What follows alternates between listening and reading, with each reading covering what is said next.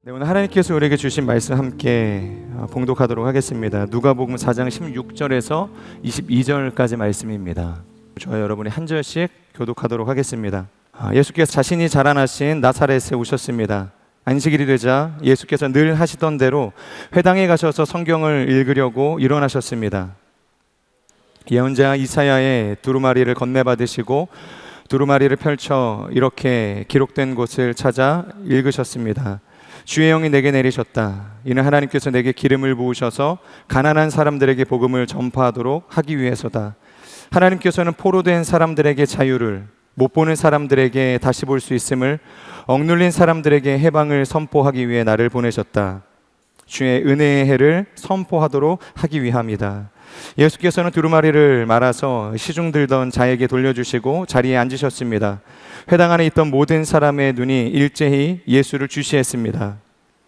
그러자 예수께서 그들에게 말씀을 시작하셨습니다. 오늘 이 말씀이 너희가 듣는 자리에서 이루어졌다. 함께 읽겠습니다. 그러자 모든 사람이 감탄하고 그분의 입에서 나오는 은혜로운 말씀에 놀라며 저 사람은 요셉의 아들이 아닌가라고 물었습니다. 아멘. 오늘은 빛이 돌아온 날이라는 제목으로 하나님의 말씀을 나누길 원합니다. 우리가 앞서 나누었고 또 기도했던 대로 올해는 광보 81주년이 되는 해입니다. 오늘이 딱 그 날인 것이죠. 기쁜 날이고 또 우리가 감사해야 할 날인데 조금은 불편할 수 있는 질문을 먼저 한번 좀 드리기를 원합니다. 정말로 우리는 광복을 맞았을까요?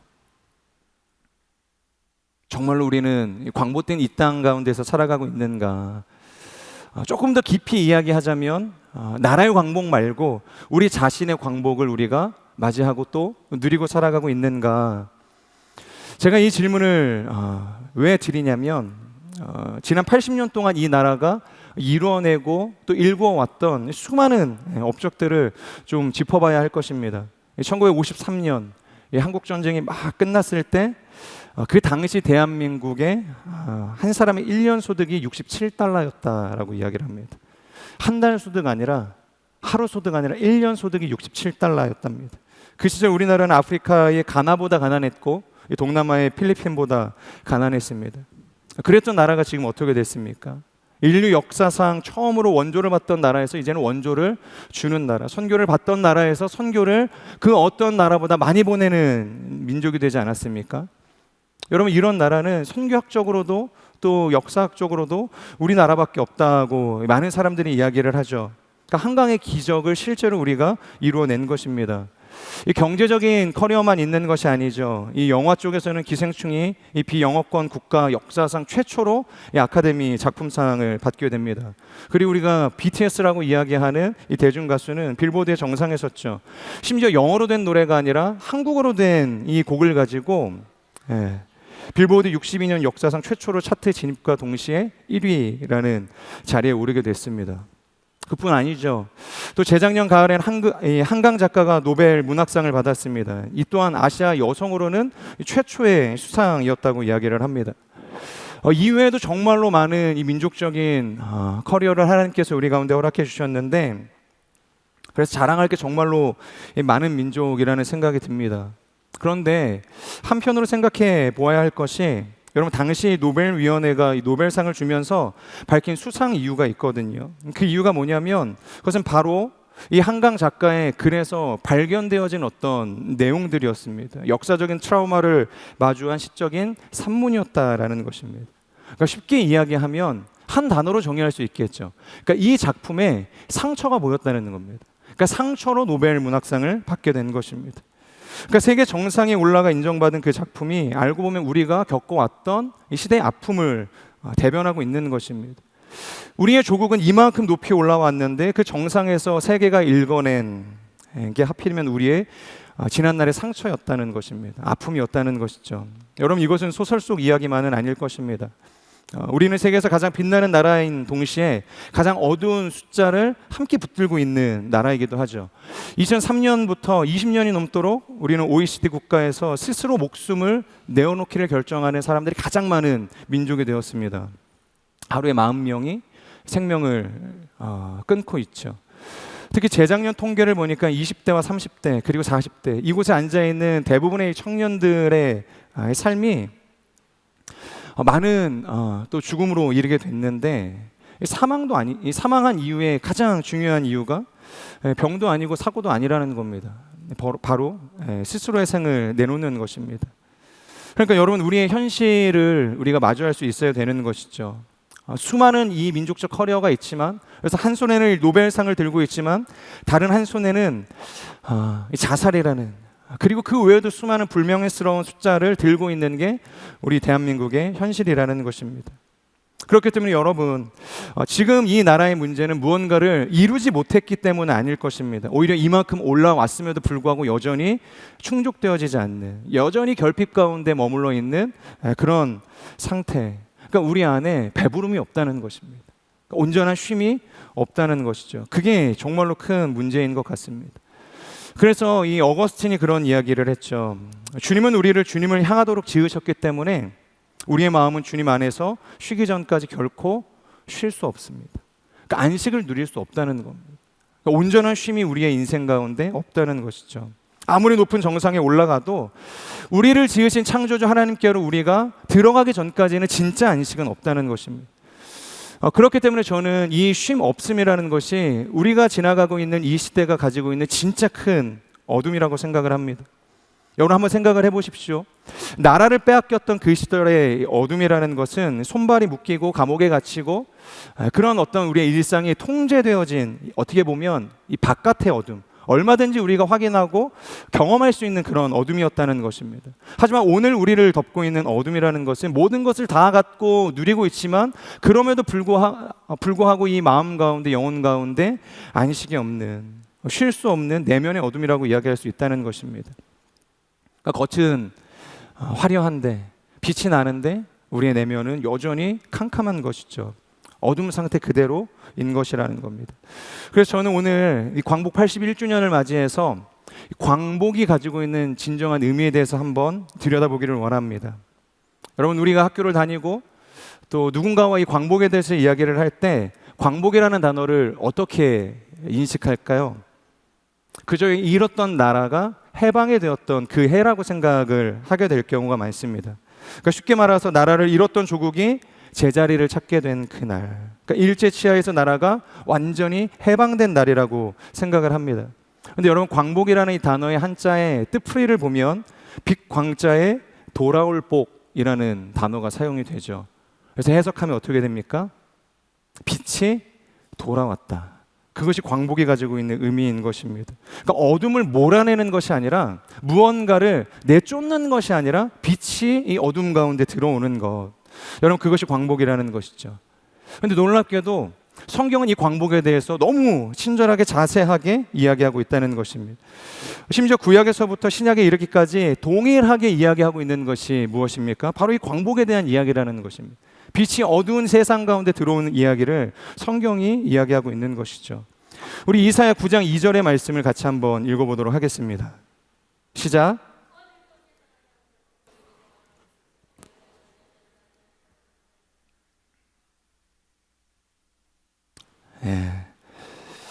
이 말씀을 묵상하며 스스로에게 그렇게 물어봤고 또 여러분들에게도 그렇게 물어보고 싶습니다. 1945년 8월 15일 대한민국에 분명히 빛이 들어왔습니다. 광복이 찾아온 것이죠. 바깥의 어둠이 완전히 걷혔습니다. 그런데 각자의 삶에 켜져야 할 그 빛, 그 어두움은 완전히 거쳐졌는가? 우리 각자의 마음은 아마도 말할 수 없는 그 어두움을 끌어안고 살아가고 있을 것입니다. 여전히 빛보다는 어둠이 가득할 것입니다.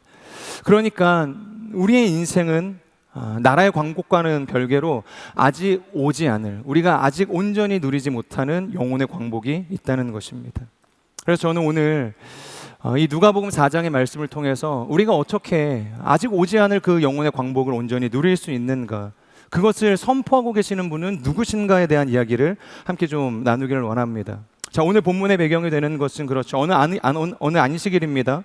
그리고 이 갈릴리의 나사렛의 한 청년이 고향의 회당으로 들어가서 두루마기를 펼쳐서 지금 말씀을 읽기 시작하고 있는 것이죠. 우리 누가복음 4장 18절에서 19절 말씀을 같이 읽겠습니다. 시작. 내게 내리셨다. 이는 하나님께서 내게 기름을 부으셔서 가난한 사람들에게 복음을 전파하도록 하기 위해서다. 하나님께서는 포로된 사람들에게 자유를, 못 보는 사람들에게 다시 볼 수 있음을, 억눌린 사람들에게 해방을 선포하기 위해 나를 보내셨다. 주의 은혜의 해를 선포하도록 하기 위함이다. 첫 번째 함께 나누길 원하는 것은 진정한 광복, 이 자유라는 것은 내가 여는 게 아니라 위에서 선포되어진다는 것입니다. 자유는 내가 여는 것이 아니라 위에서 선포되는 것입니다. 18절을 보면 예수님께서 자유를 이야기하시죠. 근데 그 자유를 어떻게 얻는다고 말씀을 하십니까? 첫 마디가 주의 성령이 내게 임하셨다, 그렇게 이야기한다는 거예요. 그러니까 이 자유라는 것은 내가 무언가를 열심히 하고 쏟아내서 얻어내는 결과물이 아니라 위에서부터 내려오는 것으로 시작이 된다는 것입니다. 그렇다면 여러분, 왜 주의 성령이 위로부터 우리에게 내려와야 될까요? 무언가 열심히 해라, 열심히 살아라, 주님의 말씀을 지켜라, 그러한 방식으로도 뭔가를 요구할 수 있지 않았겠습니까? 왜 하필 이렇게 시작을 할까? 이 말씀의 출처를 보면 분명해지는데, 이사야 61장 1절 이 말씀이 지금 예수님께서 이야기하시는 이 말씀의 이 본문이 되는 것이죠. 여러분, 이사야가 이 말을 건넨 대상이 누구였을까요? 지금 예수님 시대의 유대인들은 아니었을 것입니다. 당시 조국을 잃고 포로가 된 이 포로들을 향해서 선포한 메시지라는 거예요. 여러분, 포로가 어떤 사람일까요? 포로, 자유가 없는 사람이죠. 제 힘으로는 그 결박되어진 노예의 상태를 벗어날 수 없는 사람들이라는 거예요. 여러분, 스스로 이 종의 신분을 걷어낼 수 있는 사람이었다고 한다면 종이라고 이야기하지 않죠. 노예라고 이야기하지도 않고 포로라고 이야기할 수 없습니다. 그러니까 이 자유의 선포는 처음부터 내 힘으로 벗어날 수 없는 노예를 향해서 선포되었다는 것입니다. 그러니까 스스로 못 나오는 사람에게, 그러니까 밖에서 열어주시는 자유였다는 것입니다. 그래서 이스라엘은 이것을 아예 제도로 못 박아 두었죠. 그것은 바로 희년이라는 제도입니다. 7년에 한 번씩 작은 희년이 돌아오고, 그리고 50년이 되는 그 해에 완전한 희년이 찾아오게 되죠. 레위기 25장 10절을 보면 이렇게 명령합니다. 그 땅에 사는 모든 사람에게 자유를 선포하라. 그러니까 50년에 한 번이 되는 이날이 되면 모든 빚이 탕감이 되는 것입니다. 종이 풀려나고 팔렸던 땅이 원래 주인에게 다시 돌아가게 되는 그런 은혜가 누려지게 되는 것입니다. 여러분, 이것이 바로 성경이 이야기하는 광복입니다. 빛이 돌아오는 그날, 온전한 자유를 누리게 되어지는 그 날이라는 거예요. 그런데 이 성경의 광복절, 이 희년을 누가 시작했냐는 것이죠. 가령 어떤 사람이 오늘부터 희년입니다, 오늘부터 50년이 되었으니까 모든 종들은 다 집으로 돌아갈 수 있습니다, 밭은 원래의 주인에게 돌려주십시다, 이렇게 선포하면 이 희년이 시작이 되는 것일까요? 레위기 25장 9절을 보면 희년을 위해서 먼저 대속죄일에 제사장의 나팔을 크게 분다고 이야기를 합니다. 그러니까 그 나팔 소리가 바로 광복의 신호가 된다는 것이죠. 그러니까 위에서 소리가 울려야 되는 것입니다. 그때 비로소 자유가 시작이 되는 것이죠. 자, 그리고 이 순서를 절대 놓치면 안 되는데, 우리가 오늘 설교의 마지막 지점에서도 한 번 더 이 이야기를 나누게 될 텐데, 광복을 선언하는 그 자유의 나팔은 그러면 언제 불려지냐는 것입니다. 그러니까 그 나팔이 위에서 불려지는 것은 알겠는데, 그러니까 대제사장이 나팔을 가지고 그 자유를 외치는 것은 알겠는데 언제 그게 불려지냐는 것이죠. 바로 그들이 속죄일이라고 부르는 그날, 대속죄일, 그날에 온 백성의 죄를 덮던 그 날이 오고 나서야, 그러니까 그 죄를 다 탕감시키는 그 날이 와서야 비로소 이 자유의 나팔이 울리게 된다는 것입니다.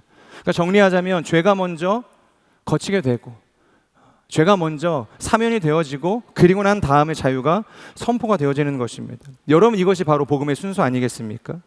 그러니까 우리 죄를 스스로 청산해서 우리가 구원에 이르는 것이 아니겠죠. 우리가 죄로부터 자유했다 그렇게 외친다고 해서 진짜 자유를 얻는 것이 아닙니다. 우리를 향한 그 모든 죄의 결박을 예수님께서 끊어내시고 난 다음에야 우리에게 자유가 선포가 되어진다는 것이죠. 자, 그러면 그 나팔은, 그 자유의 신호, 그것은 아무나 외칠 수 있는가? 오직 하나님이 세우신 자, 기름 부음 받은 자만이 그 나팔을 불 수 있다고 오늘 이야기를 합니다. 그래서 18절의 첫 문장을 보면 예수님께서 그렇게 이야기하잖아요. 주의 성령이 내게 임하셨다. 그러니까 내게 기름을 부으셨다고 이야기를 합니다. 여러분, 이게 헬라어로 크리오인데, 이 크리오라는 단어에서 파생된 단어가 바로 그리스도, 기름 부음 받은 자라는 것입니다. 그러니까 회당에서 지금 이 구절을 읽고 계신 청년이 실제 이 이사야 구절의 주인공이셨다는 것입니다. 포로에게 자유를 선포하라. 그러니까 그 나팔을 불 자격을 가진 유일한 분이 지금 그 나팔을 입에 대고 사람들에게 선포하고 계신다라는 것입니다. 제가 자유의 나팔은 위로부터 임한다고 말씀을 드렸죠. 그러니까 그 위에서, 원래 위에 계셔야 했을 예수 그리스도께서 사람의 몸을 입고 지금 나사렛 회당에서 선포하고 계시는 것입니다. 자, 그러면 이 모든 걸 하나의 그림으로 모아보겠습니다. 희년의 아침이 됐습니다. 그리고 어느 밭에 한 사람 몇십 년째 남의 종으로 일을 하고 있는 것이에요. 그러니까 너무 오래 종으로 살아서 이제 자유가 뭔지, 원래 내가 돌아가야 할 고향 땅은 어딘지 그것이 다 이제 까마득하게 잊혀진 사람입니다. 근데 어느 날 아침 저 멀리서 울린 나팔 소리, 그 하나로 자유인이 되는 거예요. 노력해서가 아닙니다. 무언가 계획을 하고 이제 50년이 되면 내가 돌아가야지, 그것을 꿈꿨기 때문에 돌아갈 수 있었던 것이 아니라 그저 멀리서 울린 그 나팔 소리 하나로 자유인이 됐다는 거예요. 손가락 까딱 안 했는데 온전한 자유가 그에게 찾아오게 된 것입니다. 여러분, 이것이 바로 성경이 말하는 복음적 자유인 것입니다. 벌어서 내는 것이 아니라 선포되어 값없이 우리에게 주어지는 것, 그것을 온전히 누리게 되어지는 것입니다. 그런데 우리의 삶을 들여다볼 때 우리는 정반대의 원리를 가지고 살아간다는 거예요. 뭔가 자유를, 그리고 어떠한 안식을 우리의 힘과 우리의 어떤 능력을 통해서 벌려고 한다는 거예요. 더 정확히 이야기하면 우리가 얻어야 할 그 자유가 있습니다. 그런데 그 자유가 너무 무거운 거예요. 너무 힘에 부치는 겁니다. 그래서 차라리 이 자유를 팔고 다른 것으로 우리의 그 결핍되어진 삶을 채우게 된다는 것입니다. 그래서 문학가 도스토옙스키는 이런 이야기를 했죠. 사람은 자유가 너무 무거우면 결국 딱 한 조각의 그 자유를 되팔아버린다. 그러니까 자유를 통해서 자유를 누리는 것이 아니라 자유를 팔아서 얻은 그 빵 한 조각으로 이것이 자유지 스스로를 위안하면서 그렇게 산다는 거예요. 이유가 뭐겠습니까? 그렇게 얻어낸 빵 한 조각, 그것이 자유를 위해서 투쟁하는 삶보다 훨씬 쉽기 때문입니다. 그렇게 타협을 하는 것이죠. 이것이 소설 속 이야기만은 아닐 것입니다. 우리의 역사에 이 문장을 그대로 살아낸 사람이 있습니다. 그 이름이 윤덕영이라는 사람인데요. 우리가 친일파를 하면 보통 이완용을 떠올리지 않습니까? 저도 어렸을 때 학교에서 그렇게 배웠고 지금도 그렇게 알고 있었습니다. 그런데 이 역사가 이완용 못지않은 매국노로 기억하는 사람이 바로 이 윤덕영이라는 사람이라는 것입니다. 게다가 그는 힘없는 관료가 아니었고 이 대한제국의 시종원경이었습니다. 그러니까 지금으로 치면 이 대통령의 비서실장 정도 되는 사람이었습니다. 게다가 이 대한제국의 마지막 황후였던 이 수정효 황후의 큰 아버지이기도 했죠. 그러니까 나라의 심장부에서 황실의 핏줄로 앉아 있었던 사람이 바로 이 윤덕영이었습니다. 근데 그가 어떤 만행을 저지르냐면 1910년 8월이었습니다. 나라가 통째로 이제 일본에 넘겨지는 이제 그 조약을 체결하는 어전회의가 열리게 되거든요. 근데 이 조약이 완성이 되려면 나라의 국세를 찍어야 되는데 그 자리에서 이 나라의 국세가 사라지는 소동이 일어나게 된 거예요.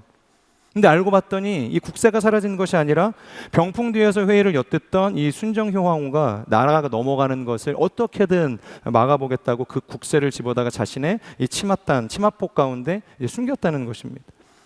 결국에는 그것을 사람들이 알게 됩니다. 그런데 아무도 감히 이 황후의 몸에 손을 댈 수가 없었던 거예요. 아무리 국가의 명운이 기울였다 해도 그래도 한 제국의 황후 아닙니까? 그러니까 어쩔 줄 몰라 하는 그 상황이었는데 그때 한 사람이 나서는 거죠. 그 사람이 바로 황후의 큰 아버지였던 윤덕영이었습니다. 그는 일말의 망설임도 없이 자신의 조카딸 이 황후의 치맛단에 손을 집어넣고 그 국세를 꺼내게 됩니다.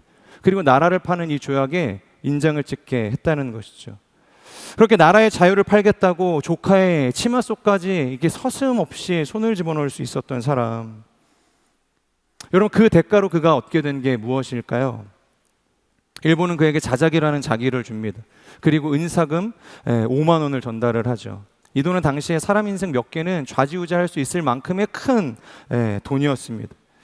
그 돈을 받고 그 자기를 받고 이 윤덕영이 무엇을 했냐면 지금 서울 종로구 옥인동 인왕산 자락에다가 축구장 몇 개의 크기만한 유럽의 고성을 그대로 옮겨놓은 대저택을 짓게 됩니다.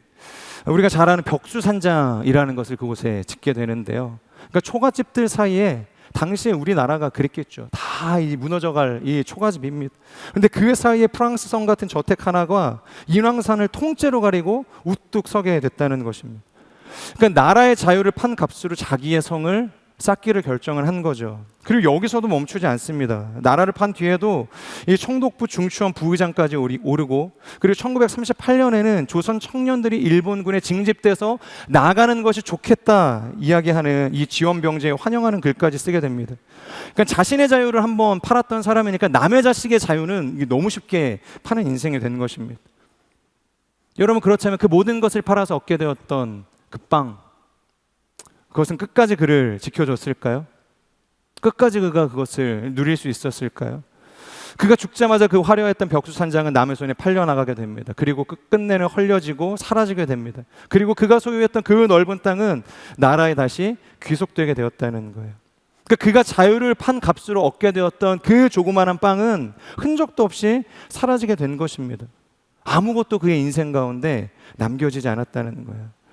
여러분, 이 윤덕영은 극단적인 케이스라고 우리가 이야기할 수 있습니다. 야, 그 사람이랑 내가 같냐? 물론 그럴 수 있죠. 근데 저는 우리에게 스스로 정직하게 한번 물어보고 싶습니다. 우리도 매일 그와 우리가 비교할 수는 없지만 우리 안에 아주 작은 이 벽수산장을 짓고 있지는 않습니까? 나라를 통째로 우리가 넘겨버리는 그러한 파렴치한 일과는 비교할 수 없지만, 안정이라는 빵을 위해서 우리가 추구해야 할 그 자유, 하나님이 주시는 그 영적인 자유를 우리가 타협하게 될 때가 있습니다. 인정이라는 빵이 있고 또 성과라는 빵이 있죠. 수많은 어떤 우리가 마음을 빼앗기는 그 빵들을 통해서 하나님께서 지키길 원하시고 누리길 원하시는 그 자유를 팔아버릴 때가 있다는 것입니다. 그러면 그렇게 얻은 빵으로 우리는 좀 자유를 누리는 삶이 되어야 되잖아요. 그런데 어떻습니까? 이 윤덕영과 마찬가지로 마치 저 밭에서 자유의 소리를 듣지 못하고 그렇게 종로를 타고 살아가고 있는 그 노예의 삶처럼 우리도 살아가고 있지는 않냐는 것이죠. 저는 오늘의 이 말씀을 우리가 기억하면서 우리 스스로에게 그렇게 한번 선포했으면 좋겠습니다. 그러니까 빛은 내가 켜는 것이 아니다. 그러니까 내 노력으로 그 빛을 우리가 얻을 수 있는 것이 아니다. 자유의 나팔은 내가 원한다고 불 수 있는 것도 아니다. 오직 기름 부음 받으신 그분이 부는 것이다. 그리고 그 자유는 그분을 통해서만 주어질 수 있다는 것입니다.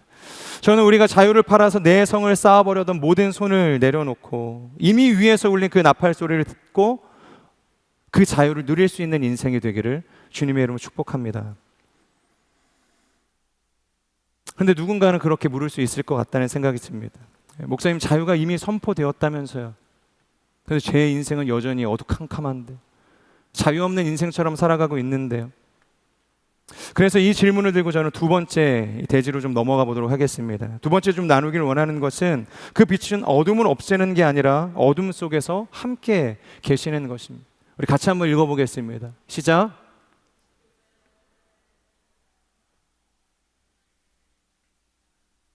네. 여러분, 이 질문 밑에 우리가 기억해야 될 것이 있습니다. 왜 우리는 여전히 어두운 삶을 살아가고 있는가? 우리는 왜 그렇게 생각할 수밖에 없는가? 이 하나의 계산법이 깔려 있는 거예요. 복 받으면 하나님이 계시다. 반대로 고난이 오면 하나님께서 떠나신 것은 아닐까?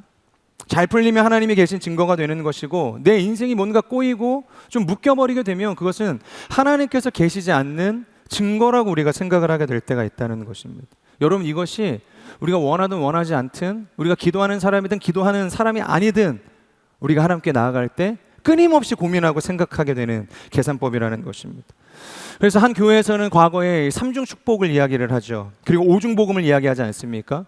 요한 3서 1장 2절의 말씀을 붙들고 그렇게 기도를 하잖아요. 내 영혼이 잘 되는 것 같이 내가 모든 일에 잘 되고 건강하기를 내가 기도한다. 잘 되는 게 복이라고 생각을 합니다. 그리고 이것이 축복이라고 생각을 해서 우리가 이 기도문을 선포하지 않습니까?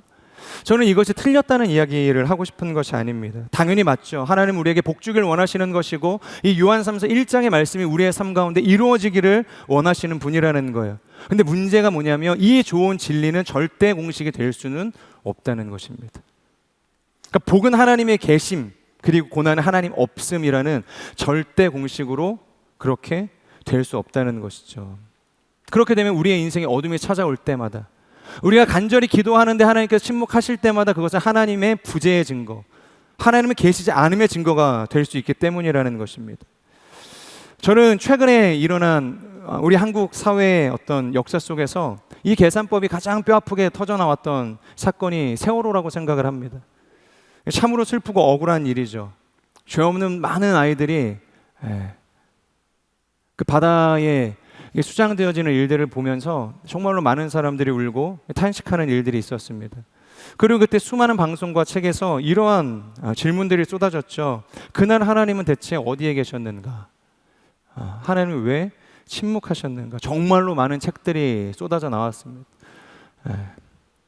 그리고 신정론이라는 어려운 말까지 사람들 입에 오르내렸고 급기야 이런 말까지 돌았죠. 하나님이 정말로 계시다면 그는 선하지 않으시거나 아니면 무능한 신일 것이다.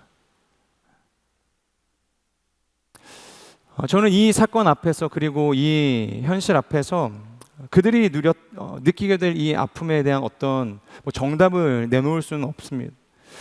그리고 모든 것에는 다 하나님의 뜻이 있다라는 이런 식으로 뭔가 그들의 눈물을 닦으려 하고 싶지도 않습니다.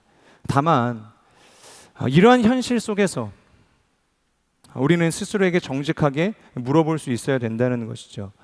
정말로 이 어둠이라는 것, 이 고난이라는 것, 그리고 하나님의 이 침묵이라는 것이 정말로 하나님이 계시지 않다라는 그 결론으로 이어질 수 있냐는 것이죠. 정말로 성경도 하나님께서 복 주시는 인생은 복된 인생이고 또 하나님께서 복 주지 않는 인생은 저주받은 인생이라고 그렇게 정의하고 있냐는 것입니다. 저는 한 사람을 좀 들여다보고 싶은데 우리 공동체의 이름이기도 한 요셉입니다. 하나님께서 이 사람에게 꿈을 주셨죠. 그가 원해서 주신 것도 아닙니다. 갑자기 하나님께서 꿈꾸게 하셨고 두 번이나 연거푸 후 하나님이 비전을 주십니다. 일종의 언약과도 같다라고 이야기할 수 있습니다. 자, 그런데 그 꿈을 받은 요셉의 인생이 그 이후로부터 어떻게 진행이 됩니까? 형들 손에 구덩이에 던져지죠. 그리고 노예로 팔려가게 됩니다. 그리고 억울한 누명을 쓰고 감옥에 갇힙니다. 그러니까 세상의 계산법대로라고 한다면 이거 완전히 저주받은 인생이라고 이야기할 수 있지 않겠습니까?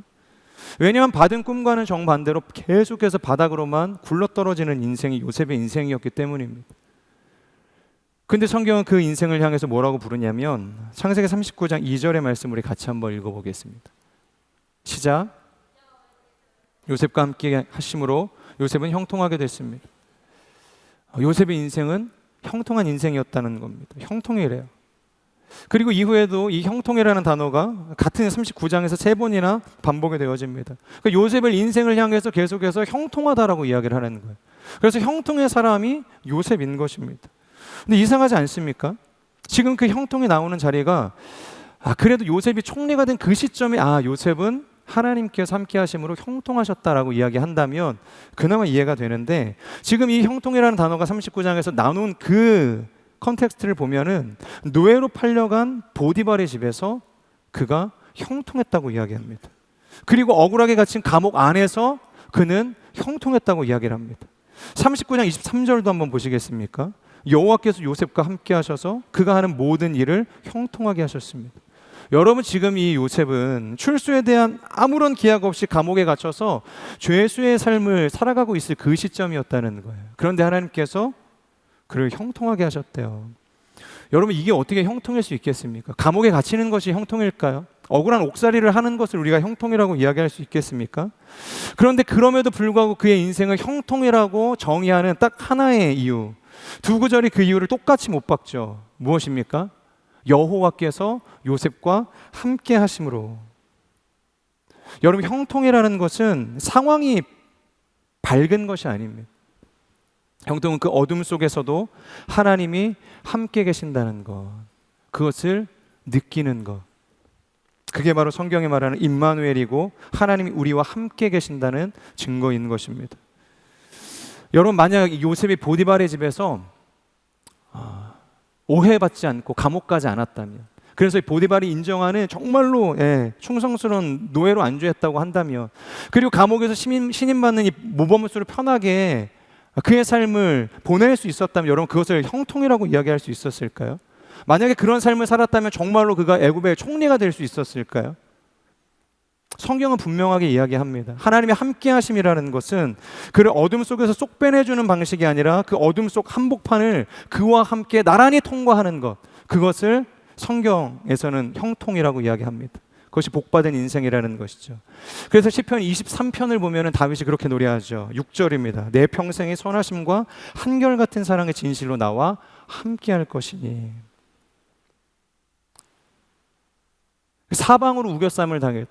원수의 목전 가운데 내가 머물러 있어도 그분께서 나와 함께 하신다면 그게 복된 삶이라고 이야기합니다. 여러분, 여기서 함께 하실 것이니, 이 말씀이 히브리어로 라다프라는 단어인데요, 이것은 얌전히 뒤따른다, 함께 한다라는 의미가 아니라 마치 사냥꾼이 사냥물을 잡을 때 동물을 잡기 위해서 맹렬하게 이제 추격하는 그 상황에서 따온 말입니다. 그러니까 어둠이 깊을수록 하나님의 이 라다프는, 하나님의 그 선하심은 나를 더 바짝 쫓아온다는 것입니다. 그렇기 때문에 여러분, 우리의 밤이 여전히 어둡다고 해서 하나님이 우리를 떠나신 것은 아니라는 것입니다. 빛이 돌아온다는 그 광복은 어둠이 말끔히 사라지는 것이 아니라 그 어둠 속에 하나님이 나와 함께 하시는 것, 여러분, 그것이 진짜 광복이고 우리가 누려야 할 형통인 것입니다. 저는 오늘 그 하나님의 함께 하심을 어둠 속에서 느끼며 진짜 광복 가운데로 나아갈 수 있는 인생이 되기를 주님의 이름으로 축복합니다. 자, 그리고 함께 좀 마지막 나누기를 원하는 것은, 이 하나님이 주시는 자유라는 것이 단순히 그냥 추상적인 자유가 아니라는 것입니다. 막연하게 언젠가 하나님께서 이루실 그 자유에 대해서 이야기하는 것이 아니라, 그 광복은 오늘 그 값이 치러졌다는 것입니다. 그 광복에 대한, 그 자유에 대한 값이 이미 오늘 치러진 것입니다. 우리 20절, 21절의 말씀을 함께 읽겠습니다. 시작.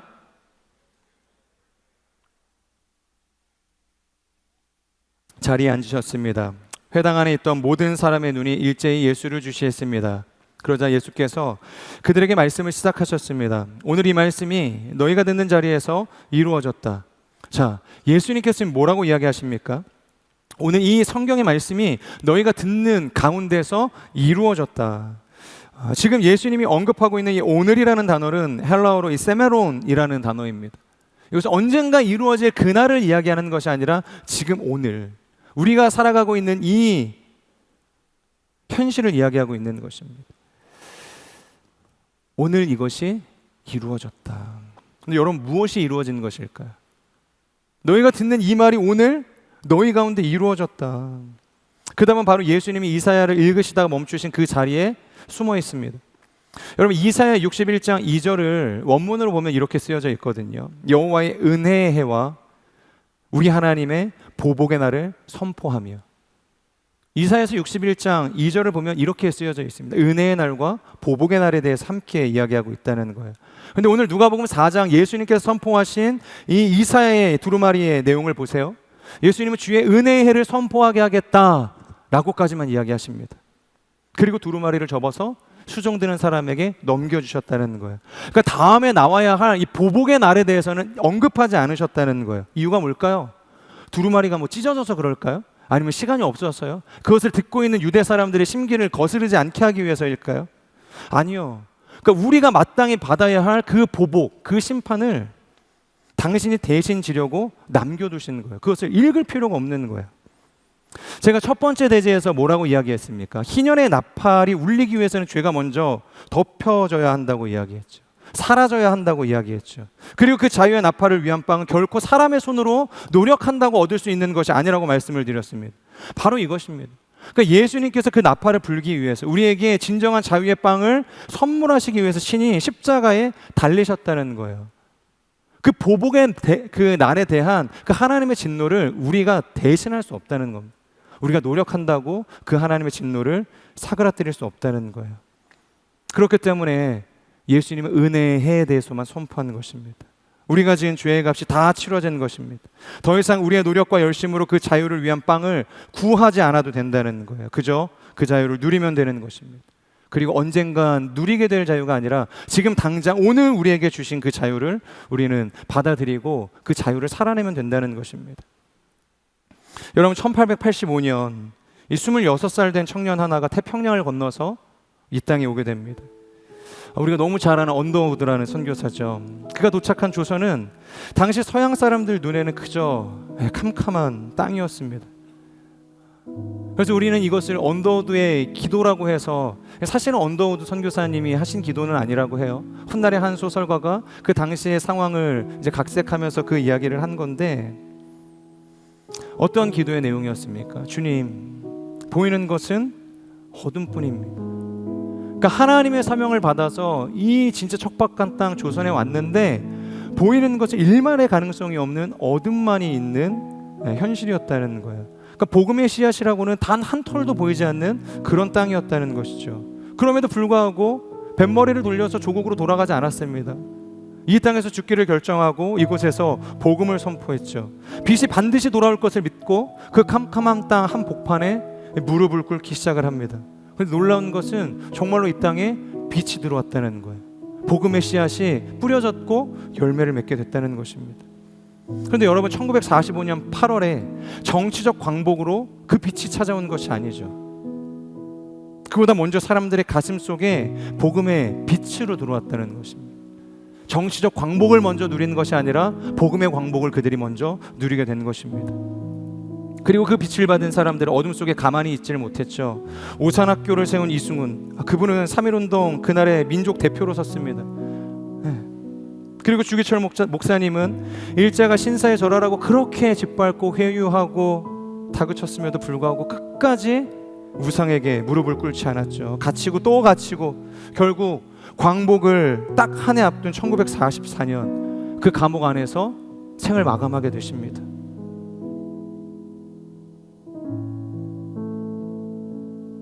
주기철 목사님은 그토록 기다리던 이 나라의 광복을 자신의 눈으로 보지 못하고 죽으신 거예요. 그런데 정말로 그 광복을 누리지 못하셨을까? 저는 이렇게 믿습니다. 그분은 이미 자유인이셨다고.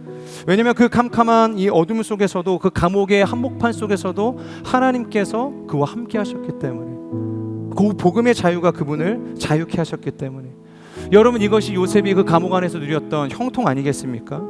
여호와가 그와 함께 하심으로 그 감옥 안에서도 그의 인생은 형통한 인생이었다는 것입니다.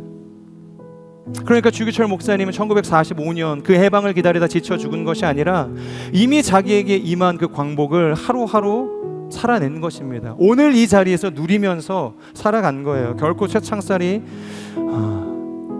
그분 안에 임한 그 자유를 결박할 수 없었다는 것입니다. 요한복음 1장 5절의 말씀 그대로죠. 우리 같이 한번 읽어볼까요? 시작. 어둠이 빛을 이기지 못했다. 그 빛이 어둠 속에 비춰오니 어둠이 결코 빛을 이기지 못했다는 것입니다. 그러니 여러분, 광복도 달력의 어떤 특별한 하루의 날을 기리는 것이 아닙니다. 우리가 누려야 할 그 자유는 우리가 죽어서 가는 그 천국에 가야만 누리는 자유가 아니라는 것입니다. 예수 그리스도 안에서 2000년 전 골고다에서 십자가에 달려 죽으신 예수 그리스도의 그 사랑으로 이미 오늘 우리가 누릴 수 있는 자유가 된 것입니다. 저는 오늘 이 시간 바로 예수 그리스도를 통해서 완성되어진 그 자유를 누릴 수 있는 인생이 되기를 주님의 이름으로 축복합니다. 그 자유의 나팔 소리를 듣고 여전히 종로를 타고 있던 우리의 모든 삶의 결박들을 끊어내고 그 광복을 누리는 삶, 그 희년의 기쁨을 선포하는 인생이 되기를 주님의 이름으로 축복합니다. 우리 함께 이 찬양 고백했으면 좋겠습니다. 오늘 들으신 그 말씀을 기억하면서 예수님이 우리의 빛이 되시고 우리의 소망이 되시고 우리가 경배해야 할 유일한 대상이 되심을 고백하는 찬양이 되었으면 좋겠습니다.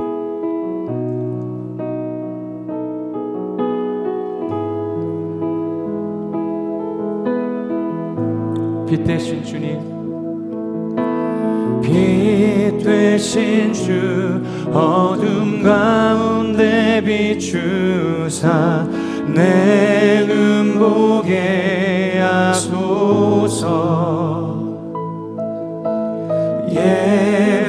예배하는 선한 마음 주시고 산 소망이 되시네. 만유의 높임을 받으소서. 만유의 높임을 받으소서. 영광 중에 영광 중에 계신 주 겸손하게 이 땅에 임하신 주 높여 찬양하리라.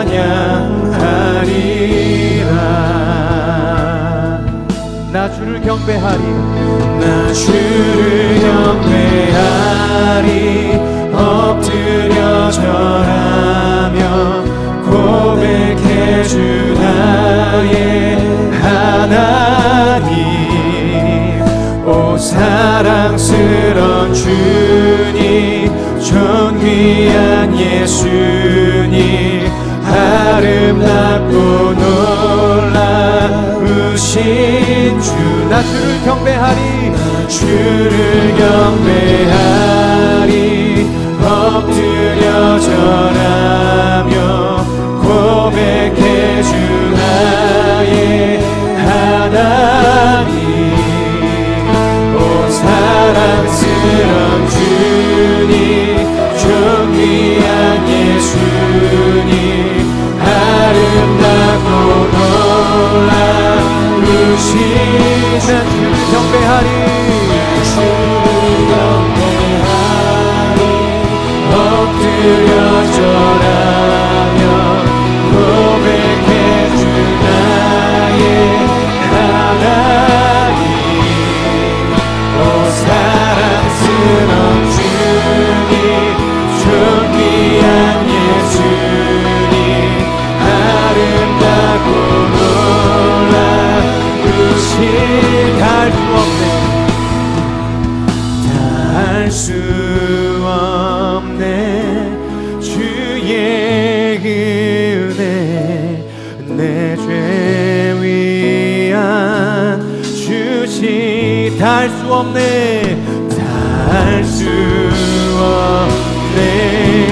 주의 은혜 내 죄 위한 주시. 우리 성공합시다. 다 할 수 없네 주의 은혜 내 죄 위한 주시. 다 할 수 없네 주의 은혜 내 죄 위한 주시. 십자가 나 주를 경배하리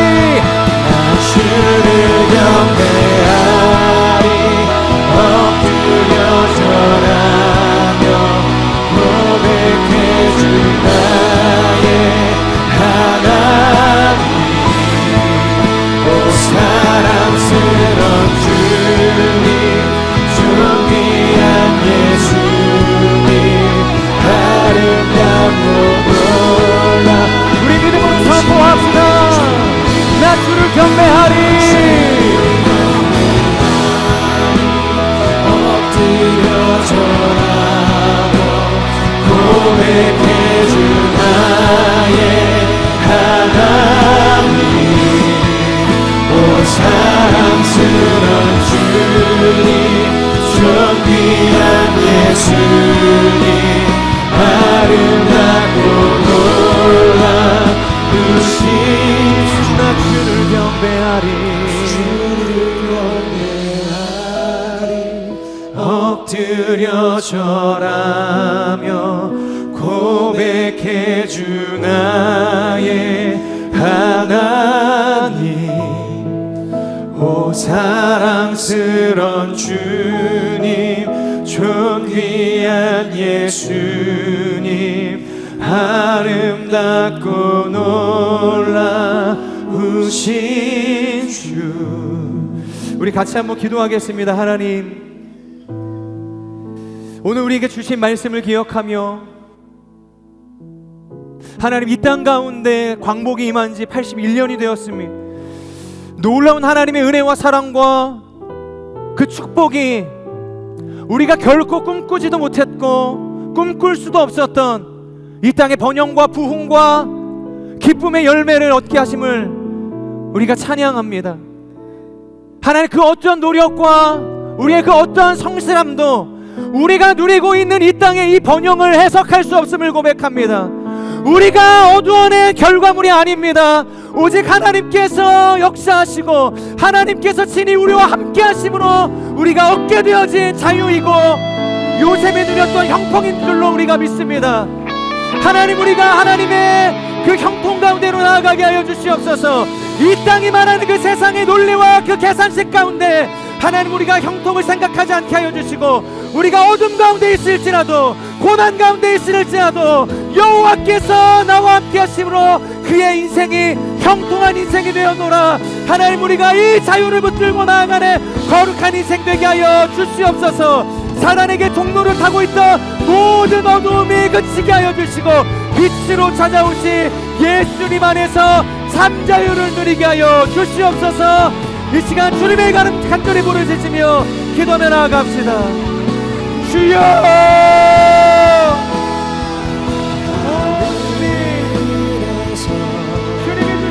찬란하게 빛나는 주의 영광 땅에 오셨네. 어둠을 밝히고 세상 주시네.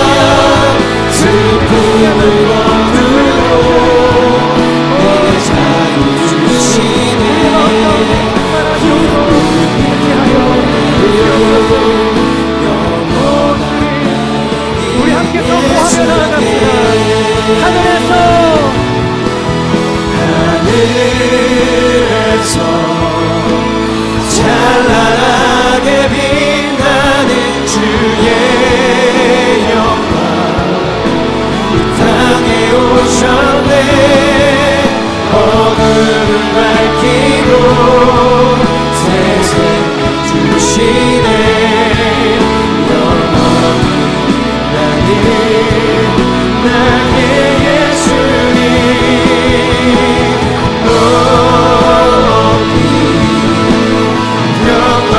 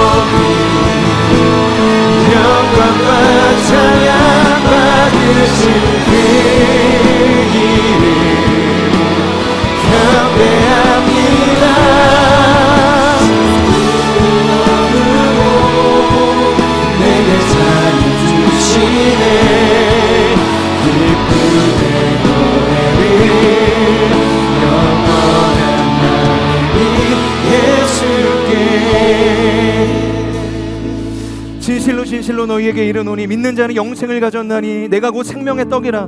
너희 조상들은 광야에서 만나를 먹었어도 죽었거니와 이는 하늘에서 내려온 떡이니 사람으로 하여금 먹고 죽지 아니하게 하는 것이라. 나는 하늘에서 내려온 살아있는 떡이니 사람이 이 떡을 먹으며 영생하리라. 내가 줄 떡은 곧 세상의 생명을 위한 내 살이니라 하시니라. 오 주님, 우리가 생명의 떡이 되시는 예수 그리스도를 붙들게 하여 주시옵소서. 썩고 없어질 하나님 그 만나와 같은 떡을 우리가 탐하지 않게 하여 주시고, 결코 썩지 않으시는, 결코 우리를 줄이게 하지 않은 하늘에서 내려온 만나이신 그 생명의 떡이신 예수 그리스도를 우리가 먹고 마시는 인생이 될 수 있도록 성령 하나님 역사하여 주시옵소서. 우리 다시 한번 간절히 기도하며 나갈 때 하나님, 우리가 손에 쥐고 놓지 못했던 수많은 세상의 떡들을 내려놓게 하여 주시고 오직 생명의 떡이 되시는 예수 그리스도 안에서 머무는 인생 되게 하여 주시옵소서. 그 떡을 먹고 마시며 삼자유와 기쁨을 소유하는 인생이 되게 해달라고 우리 주님의 이름 간절히 부르짖으며 기도하며 나아갑시다. 주여,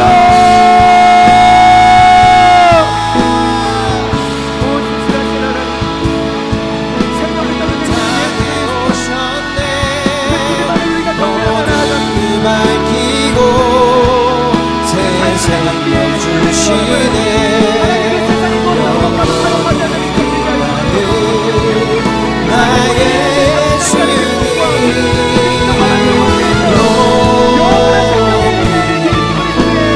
영광과 찬양 받으시니 경배합니다.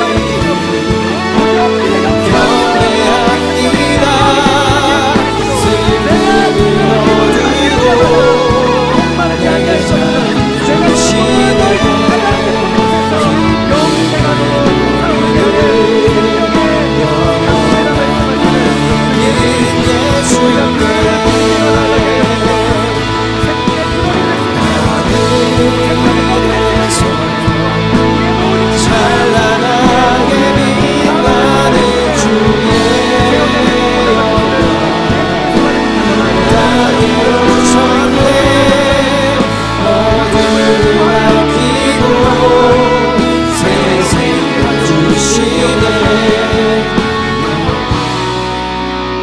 거룩하신 하나님, 이 조국 대한민국 가운데 광복을 허락하시고 81년의 시간을 정말로 하나님의 크신 사랑과 은혜로 기쁨이 피어오르는 나라가 되게 하시고 감사와 또 사랑의 고백을 나눌 수 있는 그러한 나라가 되게 하시니 감사합니다. 이 모든 것이 하나님의 은혜고 하나님의 선물인 줄로 믿습니다. 우리의 그 어떤 인간적인 노력도 이 조국 대한민국 가운데 부어진 이 놀라운 은혜를 결코 해석할 수 없음을 고백합니다. 하나님의 은혜입니다. 하나님의 손으로 완성되어진 하나님의 열매인 줄로 우리가 믿습니다. 우리가 다시 한번 그 하나님의 은혜를 기억하며 그 은혜 가운데 세워지는 대한민국이 될 수 있도록 성령 하나님 역사하여 주시옵소서. 조국에 광복을 주신 것은 하나님 그것으로 우리가 끝나기를 원하시는 것이 아니라 더 큰 그 영적인 광복을 우리 가운데 주시기 위해서 사단에게 빼앗기고 종노릇하고 있었던 우리의 그 영혼의 나라를 다시 하나님께서 되찾고 우리 가운데 그 영원한 나라로 이끌어 가시기를 원하시는 그 영적인 광복의 그림자인 줄로 우리가 믿습니다. 하나님, 우리가 그 영적인 광복을 누리는 인생 되게 하여 주시옵소서. 그 영적인 희년을 누리는 인생이 되게 하여 주시옵소서. 종노릇하고 있던 우리의 모든 노예된 인생들, 근성들을 끊어버리고 하나님의 자녀가 되는 인생으로 돌이키게 하여 주시고 하나님 나라의 백성으로 나아가는 인생이 될 수 있도록 성령 하나님 우리를 인도하여 주시옵소서. 우리의 인간적인 열심과 노력으로 세웠던 수많은 탑들을 다 무너뜨리시고 다시 한번 하나님의 복음의 말씀으로 견고하게 세워지는 하나님의 나라와 하나님의 교회로 우리가 세워져 갈 수 있도록 성령 하나님 역사하여 주시옵소서. 인정을 통하여서, 만족을 통하여서, 그 어떤 세상의 가치를 통하여서 쌓고자 하였던 하나님 그 광복의 자유를 우리가 다시 한번 복음 안에서 발견하게 하여 주시고 피 묻은 예수 그리스도의 그 십자가 안에서 발견하게 하여 주시옵소서. 그 사랑으로 누리는 그 광복이 오늘 이곳에 있는 모든 인생들 가운데 누려지는 은혜가 있게 하여 주시옵소서. 언젠간 누릴 자유가 아니라 죽어서 하나님 나라에 갔을 때 우리가 얻게 되어질 그 영생의 기쁨이 아니라 바로 오늘 지금 이 순간 우리가 누려야 할 기쁨인 줄로 믿사오니, 그 기쁨을 빼앗긴 이들이 있다면 다시 그 기쁨이 회복되게 하여 주시고 그 기쁨을 선포하는 인생이 될 수 있도록 기름 부어 주시옵소서. 거룩하신 하나님, 이제 올 여름 선교의 시즌을 마무리하며 중국 아울리치가 마지막으로 또 중국에서의 사역을 감당하고 있습니다. 하나님께서 그들이 특별한 복음을 전하고 뭔가 명확한 사역을 하는 것은 아닐지라도 끊임없이 그들이 내놓는 한 걸음 한 걸음마다 정말로 기도의 씨앗이 뿌려지게 하여 주시고, 그리스도의 사랑이 그곳 가운데 뿌려지게 하여 주시고, 그들이 그 안에서 기도로 말씀으로 성령 안에서 연합되어지기 시작할 때 그 중국 땅 가운데 무너진 모든 하나님 그 복음의 그 탑들이 다시 세워지게 하여 주시고, 흩어지고 또 자유를 결박당했던 교회들이 진정한 복음 안에서의 자유를 누리게 되어지는 은혜가 있게 하여 주시옵소서. 이 땅에 허락하신 그 광복의 기쁨이 그 중국 땅 가운데도 선포되어지게 하여 주시옵소서. 그 땅에는 모든 어두움을 거두어 가시고 빛으로 임하여 주시옵소서. 중국 아울리치의 모든 여정 가운데 하나님께서 함께 해주시기를 간절히 소망하오며 우리의 길이요 진리요 생명 되시는 예수 그리스도의 이름으로 감사하며 기도드립니다. 아멘. 우리의 기도를 받으신 하나님 앞에 감사의 박수 올려드리겠습니다. 할렐루야.